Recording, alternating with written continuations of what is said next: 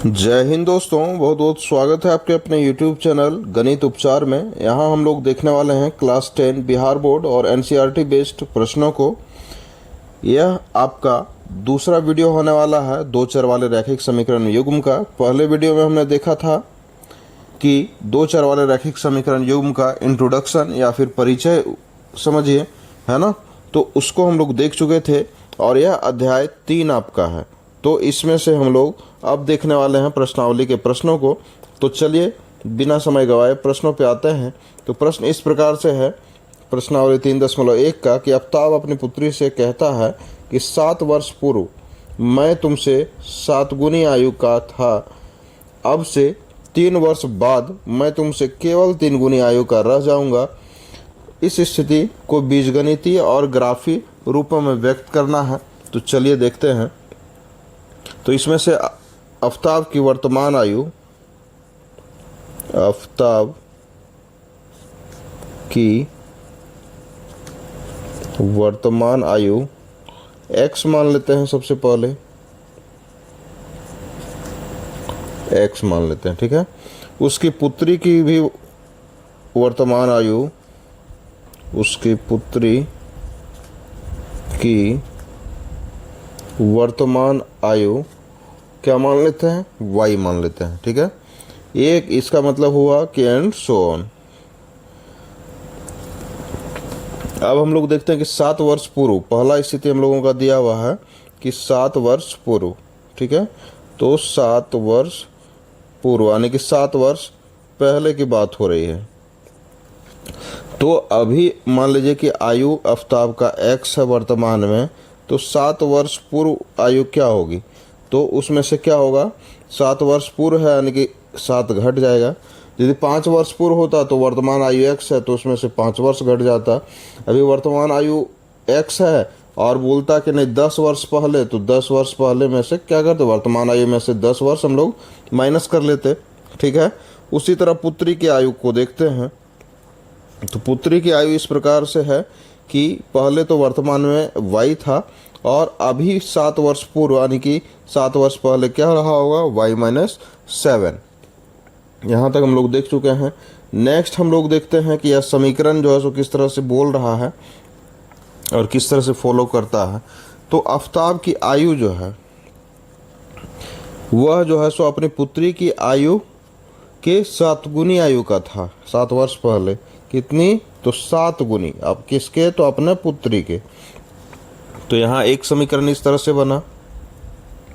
उसके बाद इसको हम लोग आगे बढ़ाते हैं। तो यहाँ हमारा है x-7 इक्वल टू 7 यानी कि 7 गुनी आयु का था, जैसा कि क्वेश्चन में ही दिया हुआ है ना, 7 गुनी आयु का था। उसके बाद इसको हम लोग सॉल्व करते हैं। तो यहाँ x-7 इक्वल टू 7y-49, ठीक है। इसको थोड़ा सा अरेंज वे में हम लोग करते हैं। तो x और 7y को इधर ले आएंगे बराबर के इधर, तो -7y बराबर में हमारा है इधर -49 और इधर -7 बराबर के उधर चला जाएगा, तो यह +7 बन जाएगा। यानी कि स्थिति हमारा इस प्रकार से आता है कि x-7y इक्वल टू -49 + 7 यानी कि -42। तो ये हमारा आ गया समीकरण 1 आ गया है यहाँ हमारा, ठीक है। ये हमारा समीकरण 1 आ गया।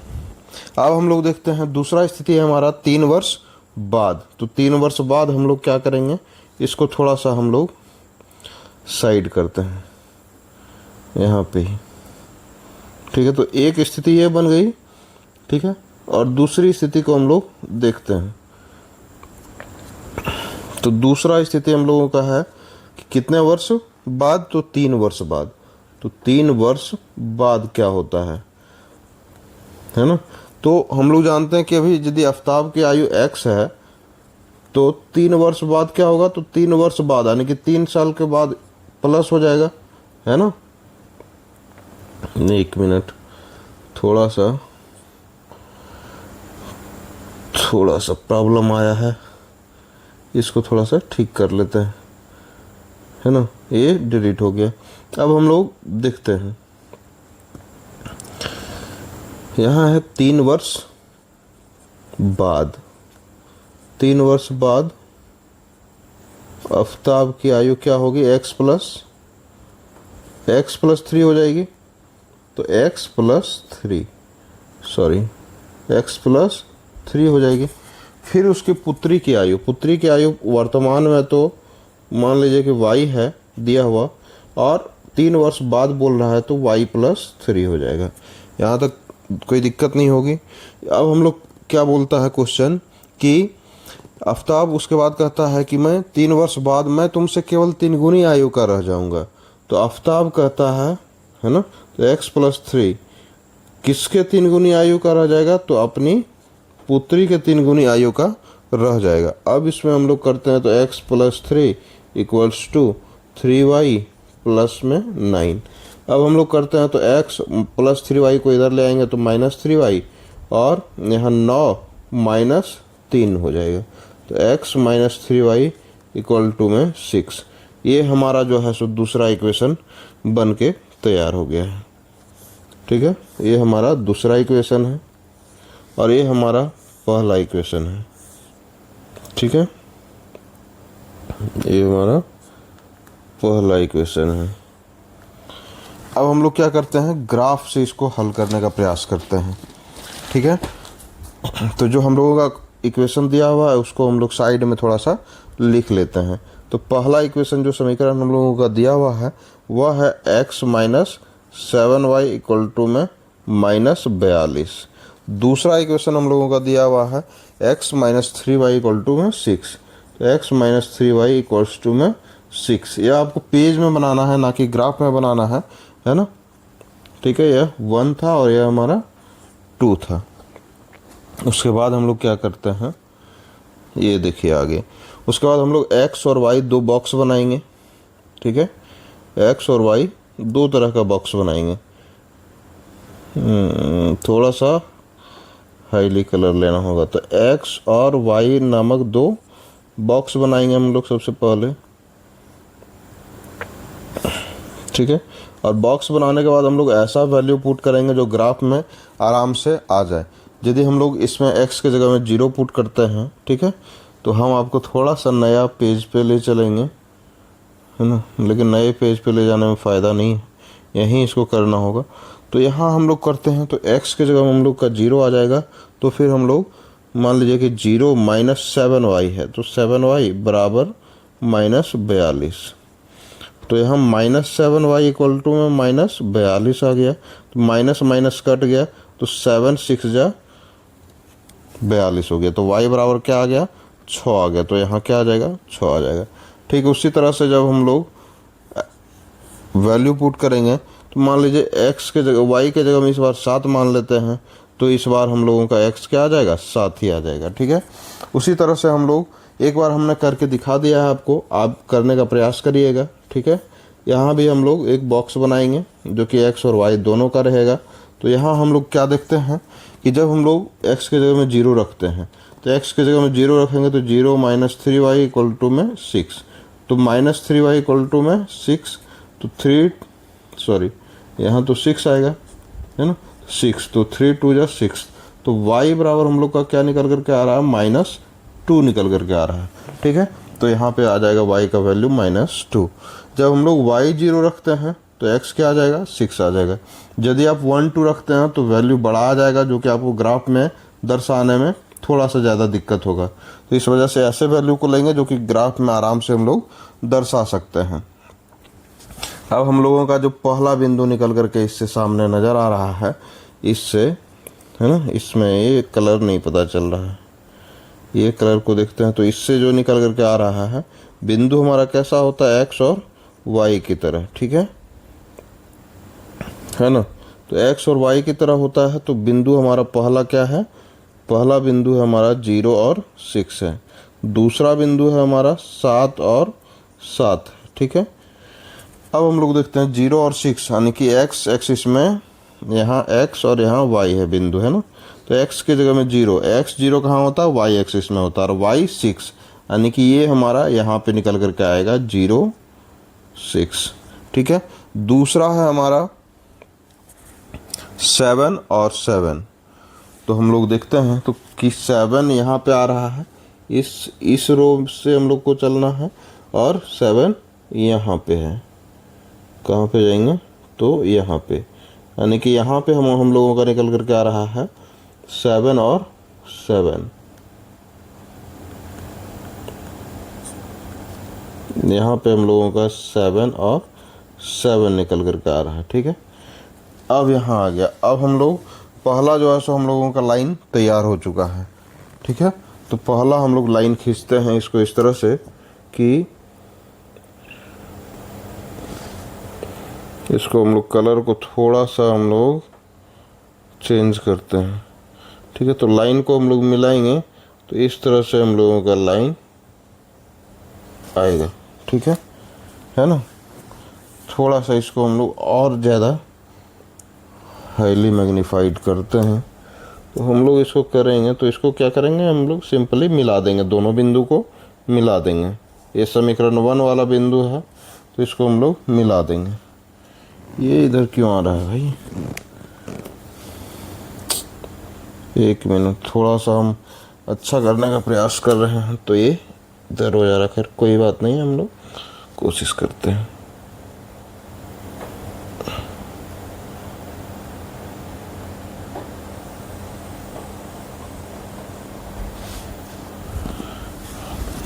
चलिए, इससे हम लोगों का काम चलने वाला नहीं है। अब हम लोग आराम से जैसे मिलाए थे वैसे हम लोग इसको मिला देते हैं। ठीक है, सिंपली इसको मिला दिए। ये बिंदु हम लोगों का मिल गया है ना। फिर हम लोग नेक्स्ट बिंदु मिलाने का प्रयास करते हैं। तो हमारा दूसरा है 0, x0 है ना, जहाँ कि आप देख पा रहे होंगे, यानी कि 0 और 6 आ रहा है। ठीक है, 0 और 6 आ रहा है, और यहाँ है 6 और 0 आ रहा है, यानी कि x हमारा 0 और y हमारा 6 है। उसी प्रकार x 0 और y, x 6 और y 0 है। ठीक है, तो x 0 कहाँ होता है? y एक्सिस में होता है। ठीक है, तो यहाँ सॉरी हम लोग थोड़ा सा मिस कर रहे हैं। खैर, अब देखिए इसमें से हमारा जो पॉइंट आ रहा है 0 और -2 है, और दूसरा पॉइंट आ रहा है 6 और 0।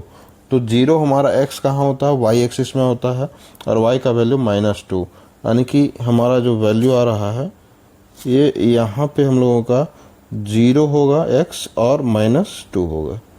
ठीक है, तो यहाँ तक समझ में आ रहा है आपको। दूसरा पॉइंट है आपका 6 और 0, यानी कि y 0 है तो x एक्सिस पर, तो 6 और 0 यहाँ पर निकल करके आएगा, 6 और 0। अब हम लोग क्या करेंगे, सिंपली इसको मिला देंगे, है ना। तो इसको हम लोग मिला देते हैं।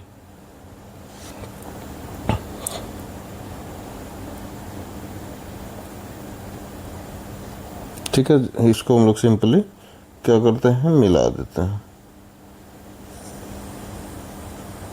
तो इससे हम लोग मिला दिए। ठीक है, तो यही हो गया हमारा ग्राफीय निरूपण। ठीक है, यहाँ तक आपको समझ में आया होगा। नहीं समझ में आया है तो वीडियो को थोड़ा सा रोक करके आराम से देख लीजिए, तो आपको ज़्यादा बेहतर तरीके से समझ में आएगा।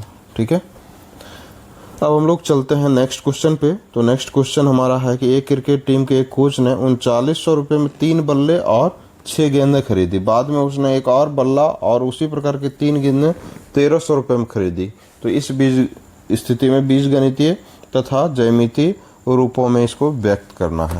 तो इसमें मान लेते हैं कि माना बल्ले की कीमत x मान लेते हैं। ठीक है, इसका बॉल पॉइंट थोड़ा सा कम कर लेते हैं। माना बल्ले की कीमत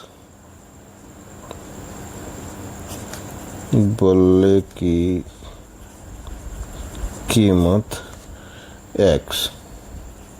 ठीक है, और गेंद की कीमत मान लेते हैं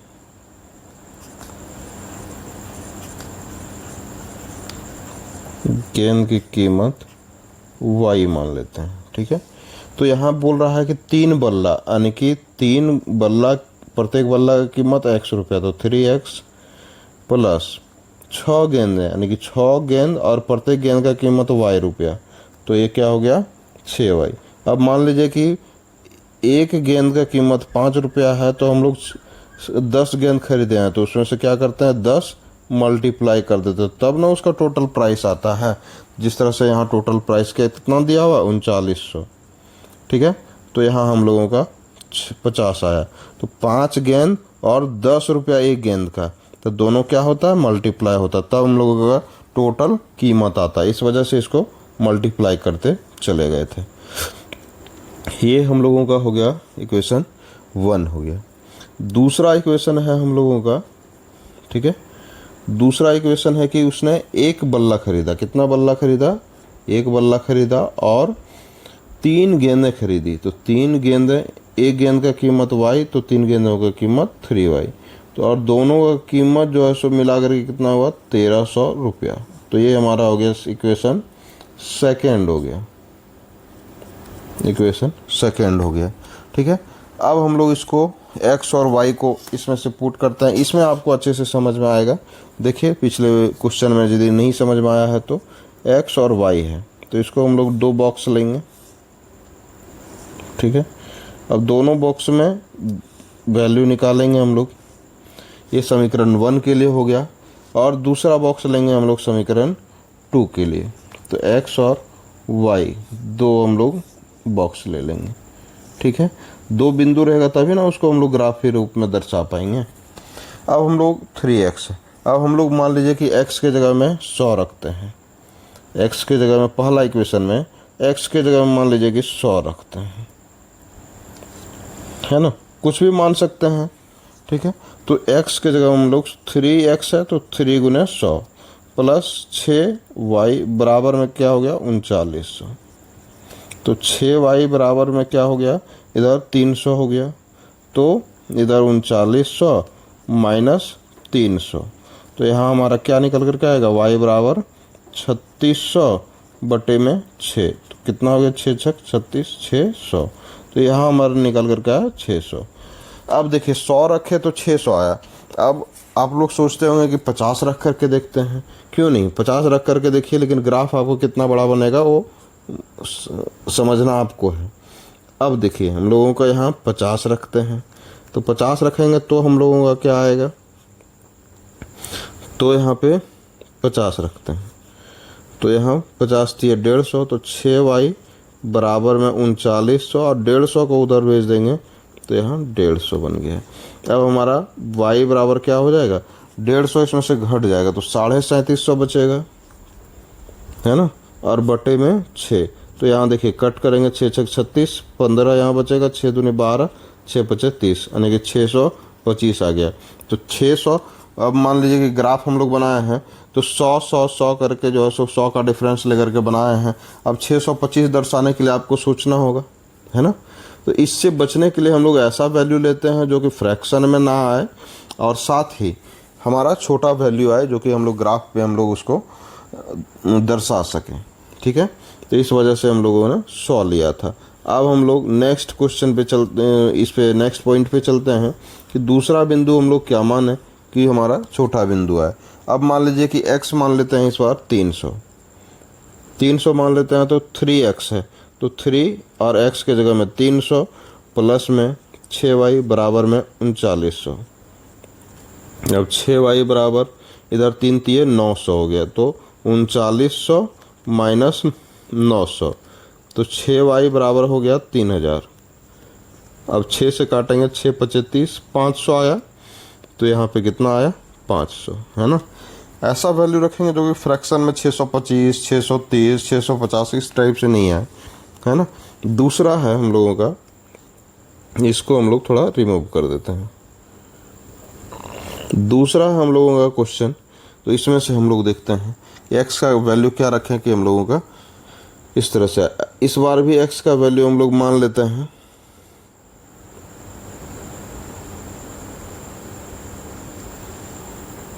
x का वैल्यू हम लोग मान लेते हैं कि 100 है, x का वैल्यू 100, तो यहाँ 100 x के जगह में 100 रख दिए प्लस 3y बराबर में 1300, है ना। अब 3y बराबर हम लोग क्या लिख सकते हैं 1300 माइनस 100 लिख सकते हैं।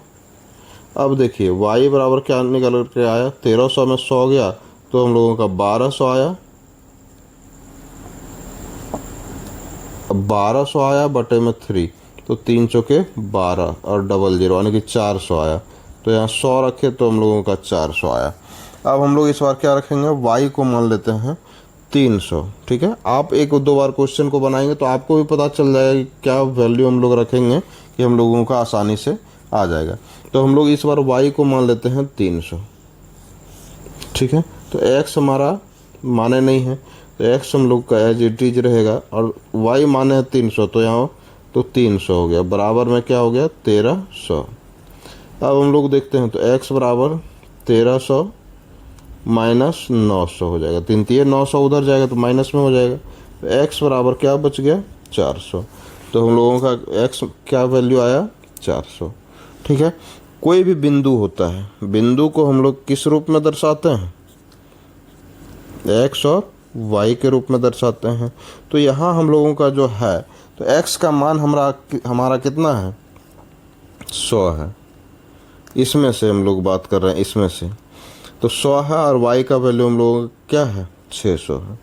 एक बिंदु तो ये हो गया। दूसरा बिंदु हम लोगों का क्या हो जाएगा, पहले x का वैल्यू रखते हैं, तो x का वैल्यू हमारा क्या है, इसमें से हम लोग देख रहे हैं, तो x का वैल्यू हमारा 300 है, यहाँ पे दिख रहा है ना x का वैल्यू, यहाँ पे हम लोगों का y का वैल्यू है, तो y का वैल्यू 500। ठीक है, इस तरह से हो गया। ठीक उसी तरह से दूसरा बिंदु हम लोग लेते हैं। ठीक है, तो बिंदु हम लोग जानते हैं किस रूप में होता है, वह जो है सो x और y के रूप में होता है। अब पहला में देखते हैं, इसमें से ठीक है, तो इसमें से हम लोग यदि देखते हैं तो हम लोग पाते हैं कि पहला में है हम लोगों का x के जगह में 100 और y के जगह में 400। दूसरे में हम लोग देखते हैं तो x के जगह में हम लोगों का 400 और y के जगह में 300। ठीक है, तो इस तरह से बिंदु आ गया हमारा। ठीक है, अब हम लोग 100 और 600 को ढूंढेंगे, यानी कि x के जगह में 100 और y के जगह में 600। तो x के जगह में 100 तो यहाँ है, और y के जगह में 600 यहाँ है। ठीक है, y की जगह में 600 यहाँ है, यानी कि x के जगह में 100 और y की जगह में 600 हमारा पहला बिंदु था। दूसरा बिंदु हम लोगों का क्या है कि 300 x में और 500 y में, तो 300 x में पहले ढूंढेंगे, तो 300 x में कहाँ है, यहाँ है, और y में 500 कहाँ है, तो y में 500 यहाँ है, यानी कि 300 और 500 इस प्रकार से हो गया हम लोगों का यह बिंदु। ठीक है ना। उसके बाद हम लोग देखते हैं दूसरा बिंदु, दूसरे इक्वेशन का बिंदु देखते हैं। तो दूसरे इक्वेशन में 100 और 400, यानी कि x के जगह में 100 और y के जगह में 400, तो x के जगह में 100 और y के जगह में 400, यानी कि यहाँ पे आता है, सॉरी ये क्या हो गया, x के जगह में 100 और y के जगह में 400, यानी कि ये बिंदु होना चाहिए, x के जगह में 100, थोड़ा सा मिस कर रहे हैं, लगता है कहीं मिस्टेक हुई है।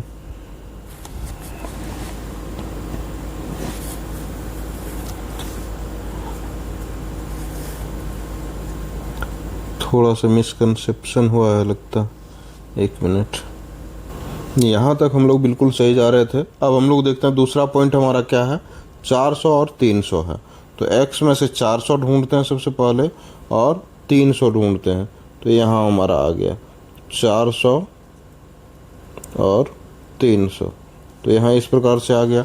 अब हम लोग क्या करते हैं, जो हम लोगों का सेकेंड जो इक्वेशन था हम लोगों का, उस पर हम लोग रखते हैं और उसको क्लियर कर देते हैं। ठीक है, तो यहाँ से हम लोगों का लाइन खींचेंगे, तो इस प्रकार से खींचेगा कि यहाँ से लेकर के इस तरह से।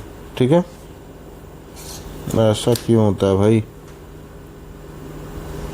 खींच गया लाइन है ना यहाँ पे। अब हम लोग फर्स्ट जो इक्वेशन था हम लोगों का, फर्स्ट इक्वेशन पे भी लाइन हम लोग इस तरह से खींच लेते हैं, इस तरह से रखते हैं और इस तरह से हम लोग लाइन खींच लेते हैं।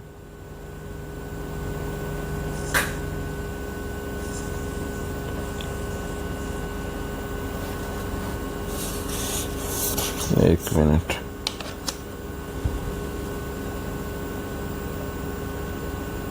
तो इस तरह से हम लोगों का लाइन खींचा गया। और पहला हम लोगों का इक्वेशन क्या चीज़ था, उसको इक्वेशन को भी कभी कभी हम लोग लिख देते हैं उस चीज़ पे, है ना।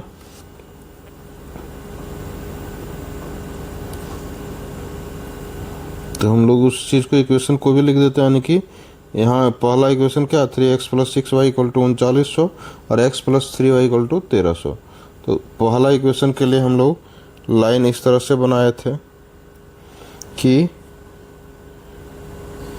3x है ना, 3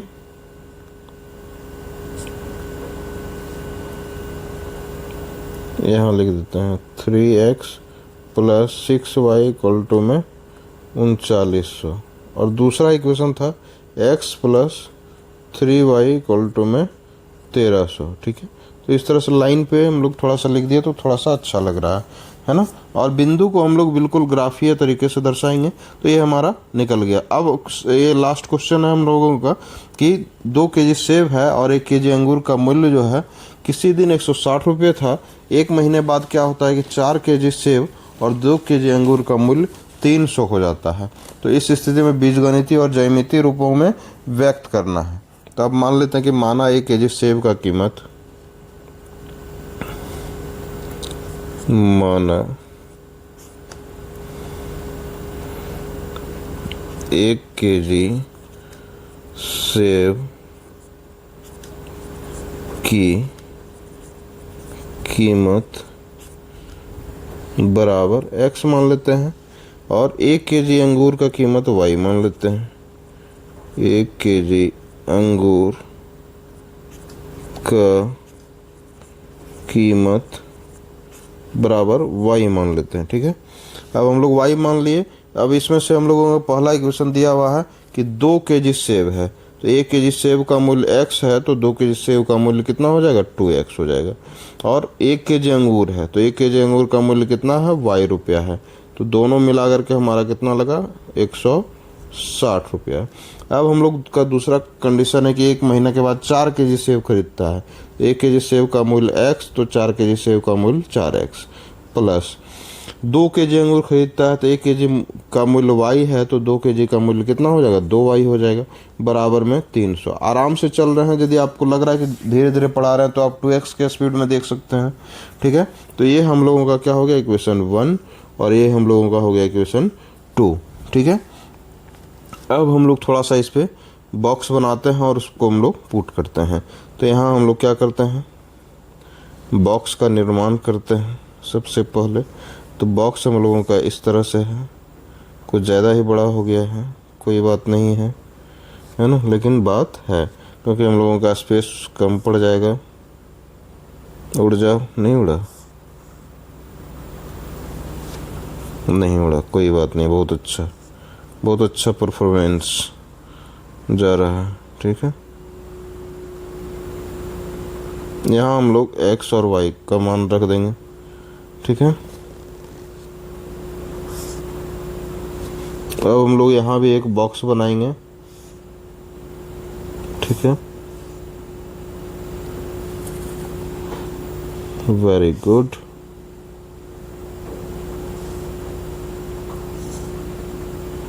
अब यहाँ हम लोग क्या करेंगे, x और y का वैल्यू रखेंगे। तो यहाँ हो गया हम लोगों का x और यहाँ y, यहाँ भी x और यहाँ y। अब हम लोग रखते हैं कि x के जगह में मान लीजिए कि 60 रखते हैं, x के जगह में 60 रखते हैं। तो यहाँ 60 रखते हैं, सॉरी, x के जगह हम लोग 60 रख रहे थे, तो यदि हम लोग 60 रखते हैं तो 2x है, तो x के जगह हम 60 रख रहे हैं, प्लस में y बराबर में 160 है, तो y बराबर में क्या आएगा, 160 माइनस 120 इधर आ गया, तो y बराबर हम लोग का क्या निकल के आएगा, 40। जितना आप बड़ा वैल्यू रखे तो छोटा वैल्यू आया, है ना। तो इस तरह से हम लोग देख करके रखेंगे, वरना हम लोगों का क्या होगा कि बहुत बड़ा वैल्यू आ जाएगा जिसको हम लोगों को ग्राफ पे जो है सो दर्शाने में दिक्कत होने लगेगा, तो फिर हम लोगों को दिक्कत है ना। अब हम लोग नेक्स्ट पे चलते हैं। तो नेक्स्ट हम लोग रखते हैं कि y बराबर 20 रख देते हैं इस बार। तो 2x प्लस वाई यानी कि 20 बराबर में 160। तो 2x बराबर हम लोग का क्या आ जाएगा 160 माइनस 20।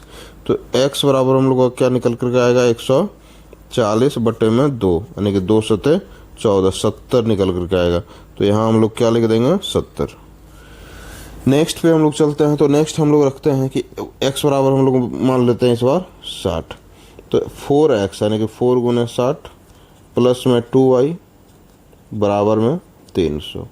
अब हम लोग क्या करते हैं 2y बराबर में 300 और 6 चौके 24 यानी कि 240 उधर जाएगा तो माइनस में हो जाएगा 240। तो y बराबर में 60 निकल करके आएगा, है ना। और 2y था तो 2 बटे में चला जाएगा यानी कि 30 निकल करके आएगा। तो 60 रखे मान तो 30 निकल करके आया। नेक्स्ट पे हम लोग चलते हैं। तो नेक्स्ट हम लोग इसको रखते हैं, इसको हम लोग उड़ा देंगे। इसको हम लोग को रखना नहीं है, इसको हम लोगों को उड़ा देना है। अब हम लोग रखते हैं इस बार x का मान रख देते हैं 50।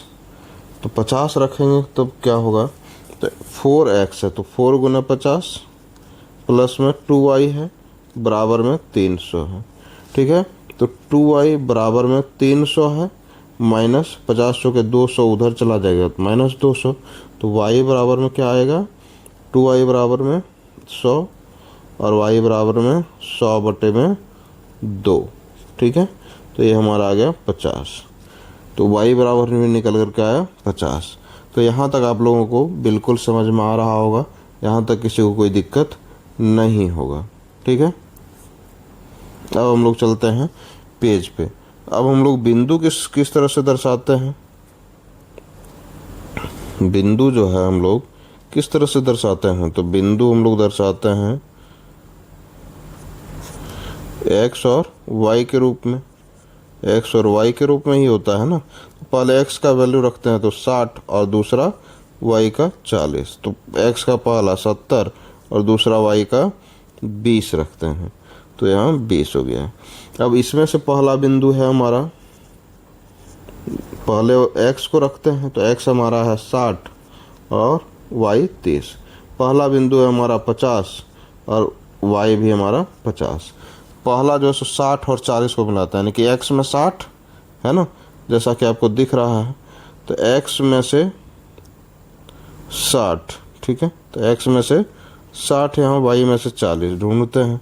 तो x में से 60 और यहाँ पर है और y में से 40 यानी कि यहाँ पर आएगा, यानी कि x में से 60 और y में से 40। अब दूसरा हमारा पॉइंट इस प्रकार से है कि 70 और 20 है यानी कि x में 70 y में 20। तो x में से 70 यहाँ पे है और y में से 20 यहाँ पे है, यानी कि यहाँ पे हमारा क्या हो जाएगा 70 और 20। सबसे पहले इस इक्वेशन को हम लोग क्या करेंगे मिलाएंगे, ठीक है।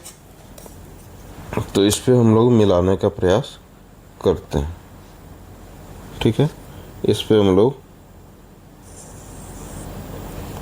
इसको हम लोग मिला दिए, ठीक है। अब हम लोग क्या करते हैं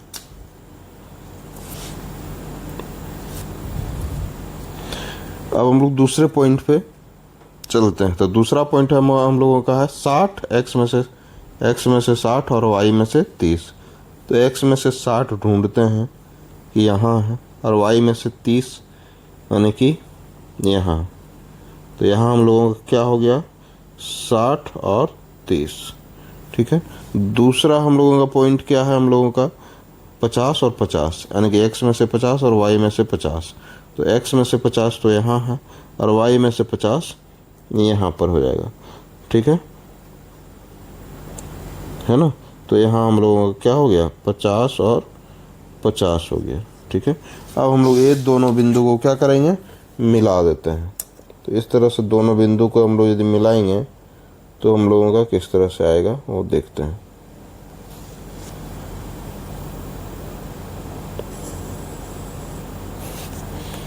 ठीक है। तो यहाँ हमारा इस तरह से बिंदु है। तो दोनों को हम लोग मिला दिए। ठीक है, पहला इक्वेशन जो हम लोगों का था तो क्या था पहला इक्वेशन, तो 2x plus Y equal to में 160। पहला इक्वेशन था 2x plus Y equal to में 160, तो यहाँ लिख देंगे। दूसरा इक्वेशन में हम लोगों का क्या था 4x plus 2y, 4x plus 2y equals to में था कितना 300, तो यहाँ 300 रख देंगे। ठीक है, तो इस तरह से हम लोग लिख देंगे, थोड़ा सा ज़्यादा बेहतर लगेगा, लेकिन ज़्यादा गैदरिंग नहीं करिएगा। ठीक है, तो लग रहा है हम लोगों का वीडियो यहीं पे समाप्त हो गया है। ठीक है, तो हम लोगों के इस एपिसोड में आपका बहुत बहुत धन्यवाद इस वीडियो को देखने के लिए, हमारे चैनल से जुड़ने के लिए आपका बहुत बहुत धन्यवाद। इसी तरह से आप अपना प्यार बनाए रखें और हम आपका साथ निभाते रहेंगे जब तक आपका बोर्ड एग्ज़ाम नहीं हो जाए, और बोर्ड एग्ज़ाम को सफल बनाने में हम सभी हम सभी की भागीदारी होगी। धन्यवाद, आपका दिन शुभ हो।